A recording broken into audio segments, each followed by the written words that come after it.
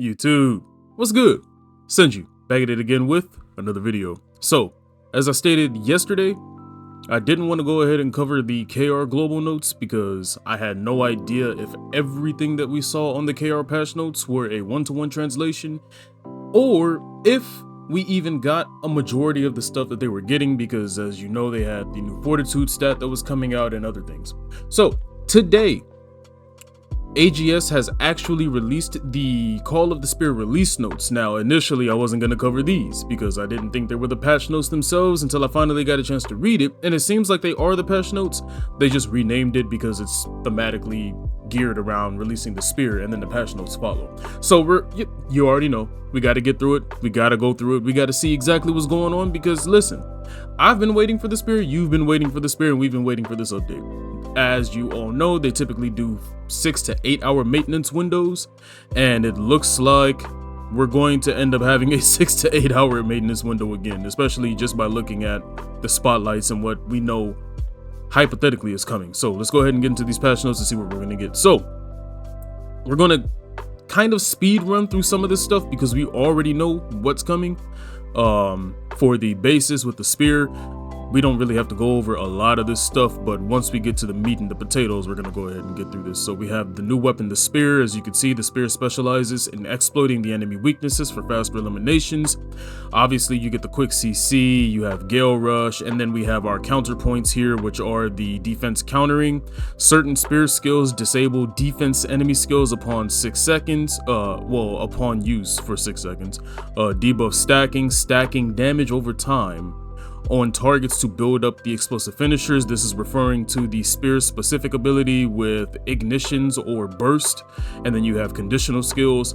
Some abilities have defensive effects when used on a friendly target. They're referring to the Gale Rush specialization that allows you to rush towards an ally and remove CC effects, sleep, stuns, and prone, I believe, or offensive effects when used on hostile targets, again referring to burst and ignitions. So starting off first, something that we kind of knew was coming but didn't really have full clarification on, we have Dimensional Trials. This I'm really excited for because even though it doesn't drop gear from what I've been able to find, it drops all of the runes that you need to further enhance your gear. So starting off with Dimensional Trials, challenge your favorite dungeons at various difficulty options. This is basically what I would call their ladder, being able to consistently enhance the dungeon by making it like a challenge mode dungeon on top of the hard mode for having it on 2-star. These are very much needed for endgame for PvE so that those people can constantly grind content and further enhance their characters, and hopefully over time they add new rewards and stuff to it, not just the runes. I know we don't have an artifact system yet, so I have no idea how we would even begin to get the artifacts once that system comes out, but I know that the runes are coming specifically because we have Dimensional Trials here. So depending on your chosen difficulty, dungeons will have higher enemy stats, harder boss mechanics, and additional effects applied. Clear higher levels to contribute toward leaderboards and seasonal rewards. This is huge. PvE leaderboards are huge. Dimensional Trials can be challenged repeatedly and do not have a cost to enter. Again, pretty much to be expected since it's mainly tied to runes and not gear itself. As long as it's not tied to spears or gears or, great swords, I don't really think they're going to attach a daily limit to it. 2 Dimensional Trials are available each week, so it's a weekly trial rotation, that's good to know, with the selection changing during weekly maintenance. Got you. Now, to take on a Dimensional Trial, players must have cleared the 2-star dungeon of the same name at least once. So basically, if, let's say for example, Void Waste is the Dimensional Trial, in order for you to do that Dimensional Trial where you can increase the difficulty and farm runes for that trial, you need to go to the base version of the 2-star dungeon and complete it to unlock the version for the Dimensional Trial. Then you'll be able to go ahead and tackle that. The party leader chooses the stage of the dungeon to enter. Obviously, party members must meet the minimum combat power, so your gear score actually matters here. The timer will not begin until players interact with the time dice inside Dimensional Trials. Pretty simple. There is no time limit to complete a level, but additional levels will be accessible based on the time taken to clear one. I mean, hey, this is as bread and butter as you can get. I mean, they're giving it to you in 0.2 seconds of simplicity, So very easy to understand. The mode seems like it's going to be a lot of fun. You have future dimensional trials with higher difficulties coming pretty soon, as well as being able currently for the current versions to be enabled by the party leader. And then you can clear additional levels to obtain new runes as rewards, as well as progress towards the dimensional trials achievements and seasonal rankings. If the seasonal rankings and leaderboard works the same way to PvP, because I haven't actually seen how it fully works on KR, then hopefully, or at least my expectation, is that we also get leaderboard specific morphs, mounts, and like the C transformations for the PvE side, because right now PvP has some sweet looking mounts and I'm grinding rank just to get them right now because I want that shark so bad. Now, the very last 2-star dungeon that we have yet to see is the Torture Chamber of Screams. As far as I know, this is the most mechanic heavy dungeon in the game currently that we are going to have on global. And I can guarantee you that tomorrow there's going to be a whole lot of people in the Reddit echo chamber complaining about not being able to get in because their combat score isn't high enough. People are kicking them because they don't know mechanics. Listen, if you're going in here and you're kicking people, then you're just as bad as the people that don't know the mechanics. Like, at least the people that don't know the mechanics are willing to come in and learn the mechanics. That's what you need to do. Not everybody wants to watch a YouTube video or find their favorite content creator and go and get spoiled. Some people, even me, like to go in blind and explore some things and figure out mechanics and learn stuff on the fly. If it's been out for 2, 3, 4 weeks, okay, at that point, fine, we'll watch a video. If it just came out 4 hours prior to me getting in there or somebody else getting in there and you're just kicking people left and right, dude, stop playing. Because, like, I mean, come on now. Just because you watch the video doesn't mean everybody else has to watch the video. So this is a public PSA for everybody. Do not kick people. Help them if you know the mechanics. And if you don't know the mechanics, then just let people know and learn on the fly. That's it. That's the only way you're going to learn how to play the dungeon. So let's not be jacks and, let's not be donkeys out here and randomly kick people because they don't know the mechanics to a dungeon that's just now launching.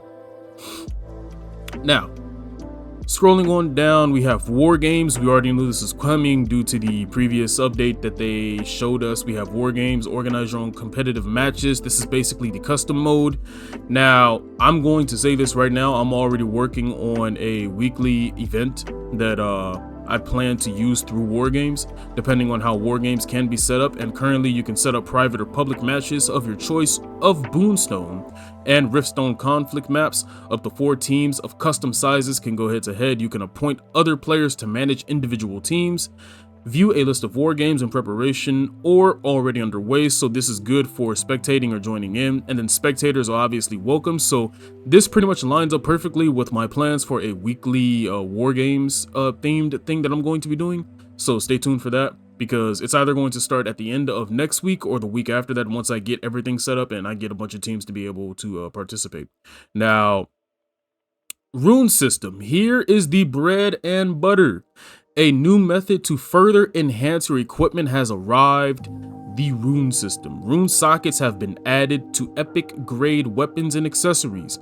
Equip runes that match the type of open rune socket to a piece of gear to grant additional stats to the item. Now, just as a brief explanation, for those of you that are completely unfamiliar with the rune system, which, by the way, I will be doing an in-depth guide tomorrow after the rune system launches. That way you will fully have a guide on how to get them, what's probably the fastest way to get them for global, the best combinations depending on your build setup, and all of the synergies.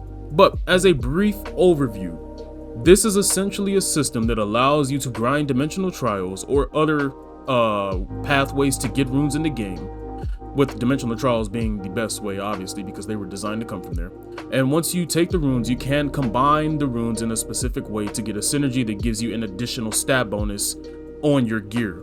You can get these through the runes themselves, with their basically reconstructive properties being allowed to combine whichever runes in whichever manner you want, and they will give you bonuses such as hit, endurance, evasion, max mana, max magic, so forth and so on. Then there is the trait resonance, where you can actually apply this to gear specifically, as well as weapons and accessories, and it's like a sub layer. So you're gonna have your runes, and then you're gonna have the resonance for the traits, which will allow you to get even more stats. So This system is extremely in-depth. It's going to be overwhelming for a lot of people because they're basically getting hit upside the head with this, but at the very bare minimum, it is a very important system, especially for DPS, because this is going to allow DPS across the board to get an insane amount of health and start to be able to finally fully compete within PvP. So I'm excited for the rune system. Again, I'll have an in-depth guide on that tomorrow once I can actually get my hands on it and then break it down piece by piece for people,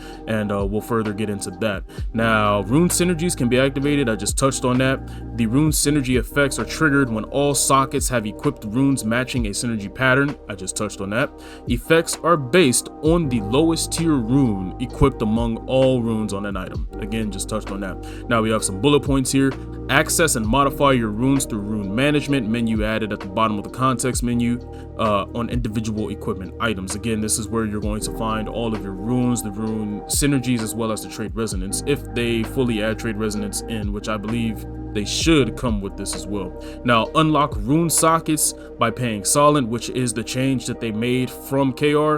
Prior to this change, used to have to use rune hammers from my knowledge, and it was a very RNG system and it was annoying for everybody on KR, so it's nice to know that that was addressed before they got it out here. Now, runes must match the type of socket, which at a very blanket statement is red goes in red, yellow goes in yellow, and blue goes in blue. You can't put red and blue sockets. You can't put blue runes in red sockets. So, you know, connect forward essentially when it comes to your runes. Now, runes can be obtained from various types of content, including the new dimensional trials. We did touch on that just a second ago. Runes of a given type and stat have tier levels. Now, this is basically, again, a brief overview. Each rune has a basis where you can get a common and a green rune and a blue rune, and then there are purple runes which we don't have access to yet because the dungeons that have those runes attached to them are not currently available in the global version. So right now, the highest tier that we are going to get are the blue, which is the rares, and those come with levels. So the way that the leveling works is a brief overview. Again, a more in-depth guide will be dropped tomorrow. Is as you collect runes of the same tier, meaning if you get a bunch of common red runes, the more common red runes you have, the higher the level of that specific rune will get. So if I have a red common rune at the level 1 and I do a bunch of dimensional trials and I get a bunch of common red runes, then the level will obviously increase from level 1 to 2 to 3, so forth and so on. So it's a very easy system to understand, and again, in-depth guide on that tomorrow. Now, runes also have grades, and the higher grades increase the maximum level of the level limit of the rune, which obviously, again, we did just touch on that.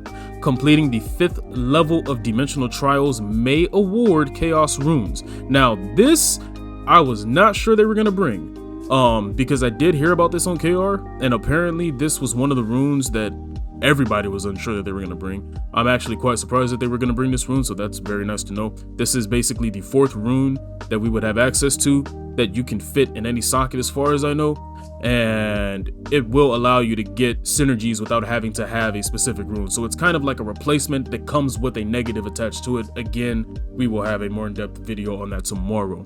It is a type of rune that drops at max effectiveness with stronger bonuses, but also drawbacks. That is the negative effect that I touched on, basically giving you a positive for a negative cost. And then you have only one chaos rune can be placed in a single piece of equipment, and they will act as wild cards, basically the variables where you can place them in any slot.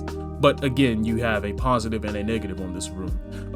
Unused runes can be dissolved for rune fragments or converted to other items through material transformation. These runes can be used to craft additional rune boxes, which can obviously give you a chance at a rune that you may not have, or a extra rune to use to enhance current runes that you need. Now, material transformation, they did just touch on this. Material transformation is a new system that converts a variety of items into materials for other items.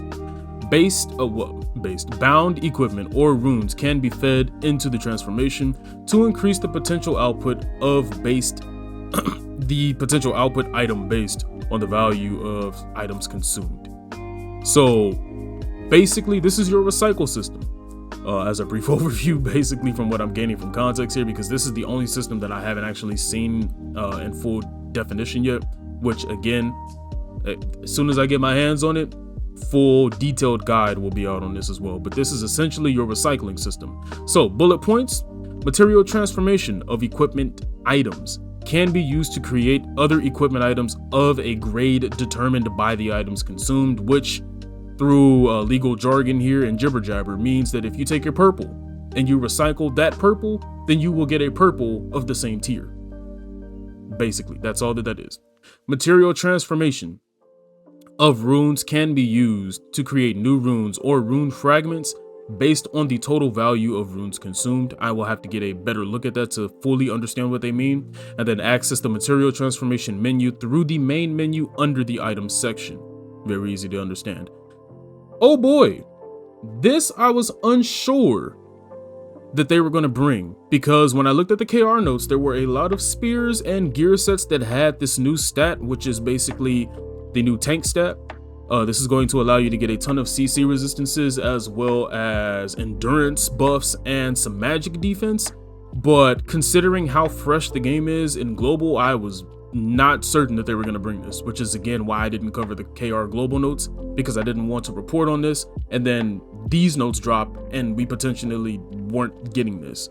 So I'm actually very surprised that this is coming. So a new main stat has been introduced, Fortitude. This is going to be under perception at the very bottom, and as you can see, this will attribute to all of your resistances. Increase your Fortitude stat to benefit your vitality significantly, as well as boost your base damage. Now this also affects your minimum and your maximum base damage. This does not just affect the max damage or your minimum damage, this is going to affect both. So if you are really like me, built on minimum and maximum base damage, then stacking Fortitude, Strength, and Perception is really good for that. Now, as well as increasing your base damage, you will get a magic defense, melee, magic, and ranged endurance, as well as boost to your CC resistances. Boy, if you thought it was hard to kill a tank before, you're gonna have a very rough time now. If you thought it was very annoying to kill longbow healers, as if it wasn't annoying enough, it is going to be very difficult to deal with longbow healers. Now the spear is going to bring a way to deal with them significantly, and I will get an in-depth guide on the spear as soon as I get my hands on it, but boy oh boy is it about to get ugly. However, this is very good for defense for DPS, because DPS, they really lack this, and that's very nice. Now, initially the primary route to increase the Fortitude stat is through stat bonuses on spear weapons. Again, like I said, when I saw a lot of the spear weapons on KR, a lot of them had the Fortitude stat on it, so boy oh boy. However, it is important to mention that they're saying initially, which means that there are probably going to be some changes to existing pieces of gear, or we might be getting new sets introduced in the patch that also have Fortitude on them. Stay tuned, we will go over that as well. Fishing codex, this is basically for all your fishers. I personally do not care about fishing, but for those of you that do, you will now have a fishing codex where you can go in and track all of your fishing achievements, and then you can get new records and stuff like that, as well as new titles and other kinds of items that you could get to the basic version of the codex, but tailored specific for fishing. Some key points here is that additionally improvements have been made to the visual presentation of fishing locations, as well as the categorization of fishing related inventory items. This I actually like, because even though I don't really care about fishing, sometimes it is difficult to find fishing areas, because I mean anybody can say yes, just go to a body of water, but you should be able to just pull up the map and just go, hey, I'm going to go and fish here. General collection codex improved the codex interface for collections. Party invite settings added options to automatically reject party invitations. They did speak about this in the previous update where they revealed the spear initially. Guilds, this is probably one of the biggest changes right here. They removed the ability to make hostile relationships for existing guilds, which is huge, because now you will not have 12-man alliances running around, because they won't be part of the alliance chat for one, and two, it'll be difficult to sort them from the enemies because they won't be labeled as hostile. So while this is kind of a nerf for everybody else who was actively using this the way that it was intended to, sort out the priority targets, this is a huge buff for the entire game, because this makes it so that those top guilds that are using this to create 12 guild alliances can no longer do that. Now you have Dominion events. Joining a Dominion event now enables automatic party matching. Okay, this right here is a huge W for solo events, because there were events where guilds could come in and they would just sweep the market, because you had a bunch of solo players running around in non-guild oriented Dominion events, and they were just getting waxed. So having this, making it so that the second that you join, you're automatically put into party matchmaking and it's specific to Dominion events, that changes the landscape drastically. People are still going to have the option to leave if they want to, but I would highly doubt that once you get placed into a party, you're going to want to leave. This is very nice, huge W, great change. Dungeons, reduce the amount of abyssal contract tokens awarded from completing level 20 to 40 dungeons. I mean, I don't really understand why they would even bother with that. Most people are not running 20 to 40 dungeons in the first place, but okay. And then guilds, corrected the display of guild levels and experience in the guild UI. Now, the event schedule has been adjusted yet again. Multiple corrections have been made to the schedule of in-game events to fix incorrect event times impacted by daylight saving time changes and issues found in the 1.8.0 updates. Now, they've had so many issues with the timing, and honestly, at this point, I would have just left it alone because, you know, I don't understand how you mess up timing in your own time zone, but that's okay. You know, sometimes things just happen. Now, inter-server conquest battles will now take place weekly at 9 p.m. in the local server time zone.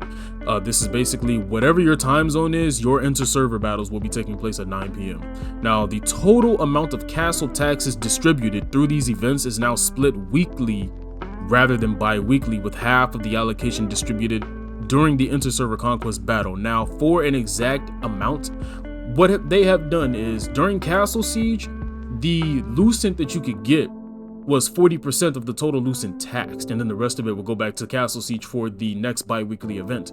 What they're doing is they're changing the inter-server conquest battles to a weekly instance. They're taking 20% of the castle tax and then taking that and applying it to the inter-server battles. So now there's more lucent being spread around. This is a huge nerf for castle defenders because now they're losing 20% of their taxed income, but it's a huge buff to everybody else in the game that can't participate in Castle Siege or don't want to participate in Castle Siege, and they can participate in this and try to get lucent this way as well. So I got no complaints here. Continue to spread the wealth. Now, combat. Boy, oh boy. Weapon mastery level cap has been increased from 16 to 20. As they did say on KR, if you had a weapon mastery level cap at 16 already and you were still consuming the training due, then you will have retroactive leveling so that when this system does launch tomorrow global, it will automatically increase your levels in proportion to the amount of training due that you had exceeding level 16 when the change went in place. So for, again, a brief, more explained scenario, let's say you hit level 16 and you just kept consuming training due and you would have been at level 18. When this system launches, your weapon will be at level 18. Now, conflict mode, again, a huge change that I was hearing about. Players may now initiate combat with other players in conflict mode areas with abilities rather than having to enter PvP through combat by auto-attacking first. Good God, this is huge, because this basically means that if you are on crossbow and you need to spin to win the hell out of somebody in the backline, you can do that without having to auto-attack Jimmy in Narnia.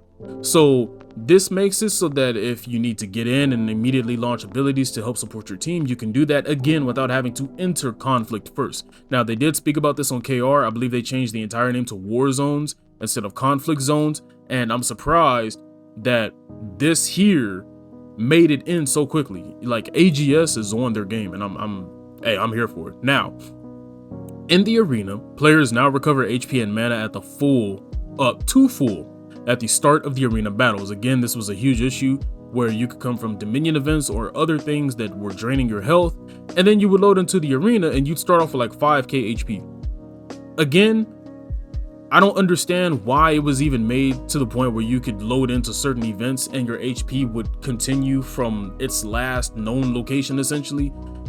If I go and talk to the priestess, whenever I go to heal there or get that death effect removed, put me back to full, or put a healing sensor there. Come on now, just make it make sense. There's no reason why this should be happening.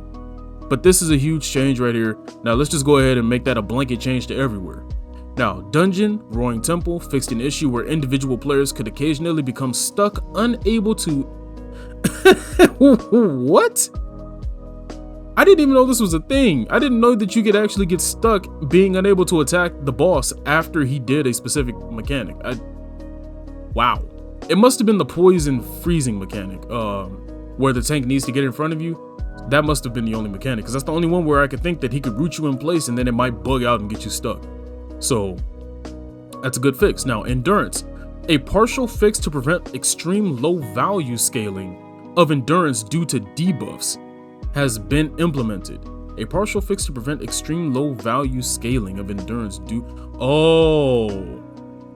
This is where sometimes you would get hit by lightning infusion or lightning throw or certain endurance nerfing effects, and it would have a multiplicative value instead of an additive value, resulting in a much more reduction in endurance than intended. I heard about this a little while ago, but it's not too common because a lot of people aren't running evasion. But essentially, lightning throw and lightning infusion can stack, resulting in about a 520 endurance nerf, but there were some instances where it could bug out and it could just completely delete your endurance as a tank. So that's good to know that that's getting fixed. Now, with additional stat debuff calculations adjustments coming in the future update, this temporary fix is intended to address current issues with endurance being reduced below 0 in some combat situations. I did just touch on that. Now, crowd control, another huge change where the CC immunity is being buffed. Blessed be. Adjusted the calculation for crowd control immunity based on the type of CC being applied and existing CC effects on the character. Now, as you can see, we have some bullet points here of the CCs that will be affected by this change. Collision will trigger CC immunity the fastest, as it should, because collision prone is a thing, so I should be CC immune nearly immediately after that. Stun, sleep, and fear will cause CC immunity the second fastest. Makes sense. And then other less common effects will trigger CC immunity at a slower rate, like movement speed reduction, so forth and so on. Now, sword increased the amount of contribution gained from several abilities. Again, that's very good. And wand increased the amount of contribution gained from several abilities. Again, that is very good. Next time that you want to take a look at this, make sure that you add tornado in there, because tornado is a collision effect and that should be added as well. Now, longbow, flash arrow, flash wave specialization. This is the flash wave nerf that I heard about, which is no longer a nerf because it's minuscule, irrelevant essentially, but they removed the expanded area of damage granted by this specialization, and now it only increases the effective range of healing granted to allies. We're gonna have to see how this plays out, but I have a very good feeling that it is not going to change anything. This right here, devoted shield, added damage reduction effect. I don't know why you would do that, but okay. Now, you know, it's funny, just because of this, you might see longbow tanks coming out. I kid you not, because of how they can stack damage reduction. You might start to see some longbow SNS users running around just tanking a whole lot of damage. Now, great sword, Gaia Crash, damage increased against monsters. That's huge for great sword users. Staff, Infernal Meteor, damage against monsters has been increased by 40%. They just got a buff on this, so that's pretty good too. Icebound Tomb added the freeze removal effect from the specialization to the base ability functionality, which is pretty good. Can now target the caster to apply the freeze removal to yourself. So basically you have your own counter to Icebound Tomb. That is nice for staff users. That's pretty good. Icebound Tomb, Ice Armor specialization replaces the previous freeze removal specialization. Ice Armor now grants cooldown reduction to Icebound Tomb. Okay, good. That's pretty good. There's a lot of nice staff changes coming in. I can't complain about those. Serial Fire Bombs. Oh lord, it's the healing nerf from hell. Focus Firebomb specialization reduced the duration of the recovery debuff from 6 to 3 seconds. Keep in mind, they just added this last patch, which means they have seen so much complaints about this that they felt a need to change it immediately. That's crazy. Wand, Ray of Disaster, damage reduction, damage against monsters has been increased by 30%, and then they fixed an issue where the VFX could remain on screen after the caster dies. I mean, I don't see too many wand users using this in PvE, but I guess they might have some inkling of a chance of using it now. Now for the UI, we have some UI related changes that you could pause and go ahead and go over if you feel like you really want to use those. And then for console, we have some console related changes. So again, we have some huge changes. We have a lot of combat changes coming in. The event schedules being changed. You have a ton of general changes coming in. And then again, the fishing codex, which I don't personally care about fishing, but a lot of you I know spend a lot of time fishing.